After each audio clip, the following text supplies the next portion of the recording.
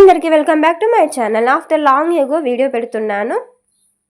అందరు ఎలా ఉన్నారు? బాగున్నారా? లేట్ చేయకుండా ప్రాసెస్లోకి వెళ్ళిపోదాం. తమ్ముడు చూడగానే మీకు అర్థమైపోతుందండి. టుడే స్పెషల్ బచ్చలు ఆకు పప్పు. లేట్ చేయకుండా ఎలా చేసుకోవాలో ప్రాసెస్లోకి వెళ్ళిపోదాం.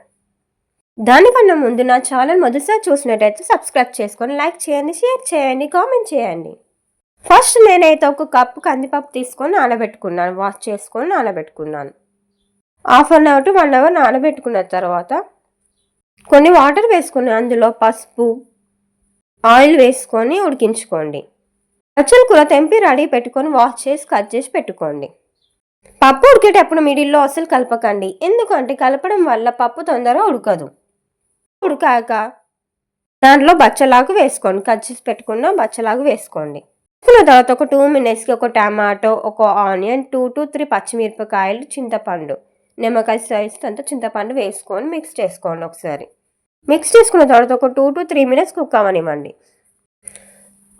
3 minutes తర్వాత రుచికి తగినంత ఉప్పు, కారం వేసుకొని పప్పు దోవతో మెదపండి. ఉడికించిన తర్వాత మీలోపు మనం పోపు సిద్ధం చేసుకుందాం. మరో స్టవ్ ఆన్ చేసుకొని బౌల్ పెట్టుకొని దాంట్లో ఆయిల్ వేసుకోండి. ఆవాలు, జీలకర్ర, ఎల్లిపాయ, ఎండుమిర్చి, కళ్యామాకు, కొత్తిమీర, ఇంగువ ఇవన్నీ వేసుకొని కొంచెం వేగాక ఇప్పుడు ఈ పోపుని ఉడికించిన పప్పులో వేసుకొని 3 minutes కుక్ అవనివ్వండి. తర్వాత కొత్తిమీర వేసుకుంటే ఎమ్మి అండ్ టేస్టీ బచ్చలాకు పప్పు రెడీ.